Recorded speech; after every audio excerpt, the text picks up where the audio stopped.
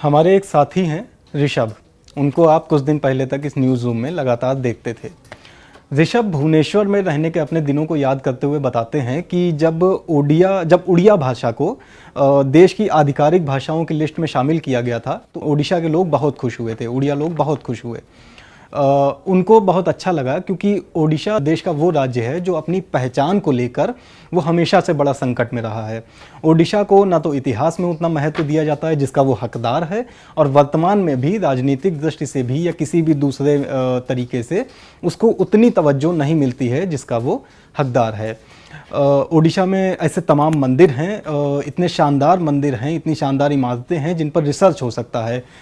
एक तस्वीर हम आपको दिखाते हैं ओडिशा के कोणार्क मंदिर की। कोणार्क मंदिर और इसी के जैसे कई और इमारतें ओडिशा में हैं, लेकिन उत्तर भारत में जो मुगलों ने इमारतें बनवाई थी और दक्षिण भारत के राजाओं ने जो मंदिर बनवाए उनके आगे ओडिशा की इमारतें दब जाती हैं। अभी मौजूदा वक्त में ओडिशा एक बहुत अच्छी जगह है देखने के लिए, बेहद खूबसूरत है, हरी भरी है, लेकिन उसके जो आसपास के राज्य हैं वो इसकी चमक को फीका कर देते हैं। एक दिलचस्प बात यह भी आपको बताएं कि लोग उड़िया लोगों को बंगाली समझते हैं। जब आप उनको अंतर बताएंगे कि उड़िया किस तरह अलग होते हैं, बंगाली किस तरह अलग होते हैं, जाहिर सी बात है कि अलग होते हैं, तो वो लोग इस तरह से रिस्पॉन्स करते हैं कि ठीक तो है, एक ही तो बात है। लेकिन एक बात नहीं है। बीजेपी अध्यक्ष अमित शाह को ये बात पता है कि ये चीज़ एक नहीं है, और अब उन्होंने ओडिशा की नब्ज पकड़ ली है। मौजूदा वक्त में भारत में किसी भी राज्य की महत्ता इस बात से तय होती है कि उनका अंग्रेजों के खिलाफ लड़े गए स्वतंत्रता संग्राम में क्या महत्व रहा था, क्योंकि राजनीति और आधुनिक उद्योगों का विकास भी लगभग उसी हिसाब से हुआ है। इस मामले में भी ओडिशा पीछे हो गया। अब सुभाष चंद्र बोस को ही ले लीजिए, वो ओडिशा के कटक से थे, पर उनके साथ नाम हमेशा जुड़ा पश्चिम बंगाल का।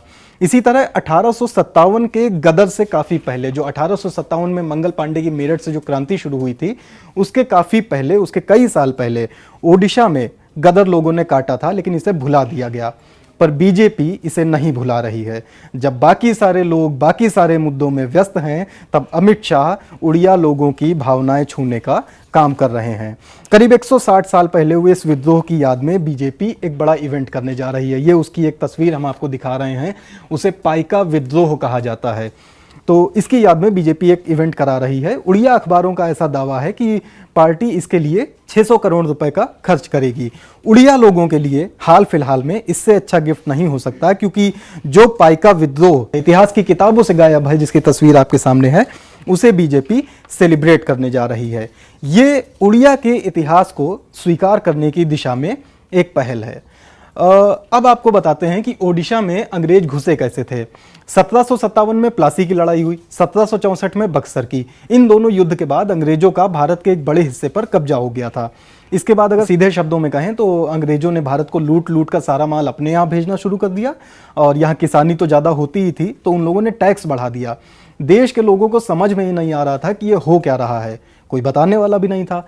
भारत के लोगों के बारे में कहा जाता था कि इनका रवैया वैसा है कि कोई नृप हो हमें कहानी, यानी राजा कोई भी हो हमें उससे क्या दिक्कत। लेकिन भाई यहाँ तो नुकसान ही नुकसान हो रहा था। तो 1803 में अंग्रेजों ने मराठा सेना को हराकर ओडिशा पर कब्जा कर लिया। ओडिशा में पैसे का सबसे बड़ा केंद्र था पुरी का जगन्नाथ मंदिर, जो उस समय के राजा मुकुंद देव द्वितीय के अधिकार में था। अंग्रेजों ने सबसे पहले यही छीना। मुकुंद देव की उम्र भी कम थी, उनके संरक्षक थे राजगुरु, वो भड़क गए, तो अंग्रेजों ने राजगुरु को बीच चौराहे पर फांसी दे दी। ब्रिटिश शासन का ऐसा मानना था कि तलवार के दम पर भारत को जितना लंबा आप चाहें उसको कब्जे में रख सकते हैं। उनको लगता था कि जब राजगुरु को फांसी दी जाएगी सड़क पर लोगों के सामने, तो वहाँ के जो खेतीहर किसान हैं वो ये सब देख के डर जाएंगे और विरोध करना, विद्रोह करना छोड़ देंगे। लेकिन गलत निकले, उनका सोचने का तरीका गलत निकला। भारत में रहने वाले लोग भारत को नहीं समझ पाते हैं, वो तो फिर भी अंग्रेज थे, बाहर से आए थे, वो क्या समझते। चीज़ें इसके बाद खराब होना शुरू हुई, लोगों ने विद्रोह कर दिया। आइए आपको एक और तस्वीर दिखाते हैं। ये पाइका विद्रोह को लेकर ही उनकी एक और उनकी याद में बनाई हुई तस्वीर है। पाइका कौन है? भुवनेश्वर के पास में एक खुर्दा नाम की जगह है। तो वहाँ खेतिहर सैनिक रहा करते थे। ये वो लोग थे जो लड़ाई होने पर लड़ते थे और बाकी वक्त में खेती करते थे और कानून व्यवस्था बनाए रखने में राजा की मदद करते थे। बदले में राजा भी उनकी मदद करते रहते थे। लेकिन जब ब्रिटिश वहां पर आए तो उन्होंने मदद का, आपसी मदद का ये पूरा सिस्टम ही खत्म कर दिया। उन्होंने किसानों पर लगान भी बढ़ा दिया।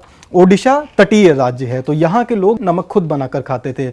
अंग्रेजों ने इसे भी बंद कर दिया, बोले कि या तो खरीद कर खाओ वरना खाना ही बंद कर दो। इस पूरे प्रपंच में जब ये पूरा बवाल हो रहा था तब लोगों के सब्र का बांध तब टूटा जब अंग्रेजों ने पाइकों के सरदार बख्शी जंग बंधु उनका नाम था, उनकी जागीर छीन ली और उन्हें सड़क पर लाकर खड़ा कर दिया। जगबंधु राजा के सेनापति भी थे तो उनके नेतृत्व में किसानों ने जंग छेड़ दी। इस लड़ाई में खुर्दा के सैनिकों के अलावा पुरी, कटक और क्योंझर के सैनिक भी शामिल हो गए और इससे अंग्रेजों की हालत और खराब हो गई।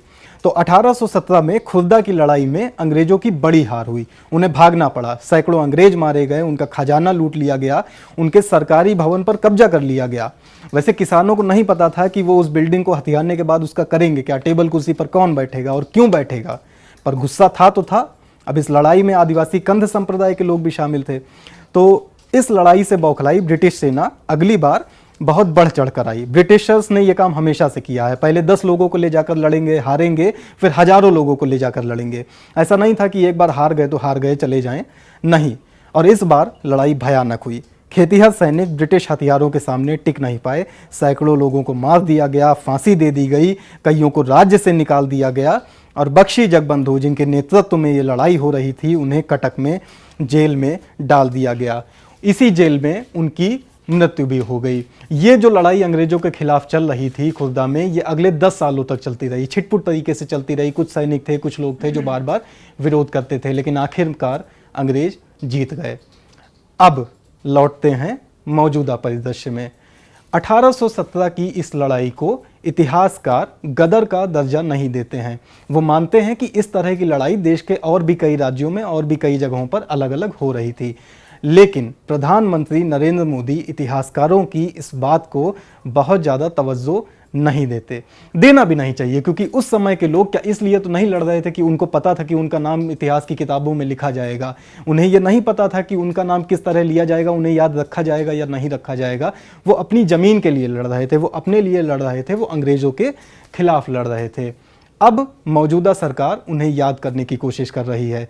पिछले साल 2016 में प्रधानमंत्री नरेंद्र मोदी, जो यहाँ के विद्रोही, जिनको अंग्रेजों ने विद्रोही बताया था, उनके वंशजों से मिले थे और बात की उनसे। उसके बाद में मीडिया में आकर कहा कि वो इन लोगों से बात करके सम्मानित महसूस कर रहे हैं। अभी के जो राजनीतिक हालात हैं वो बताते हैं कि ये जो नरेंद्र मोदी का सम्मान है ये आने वाले सालों में या अगले साल, अभी जब वहाँ पर चुनाव होने हैं तब वहाँ के लोगों के प्रति दिखेगा। ओडिशा के एक बड़े नेता हैं धर्मेंद्र प्रधान, वो नरेंद्र मोदी की सरकार में मंत्री हैं।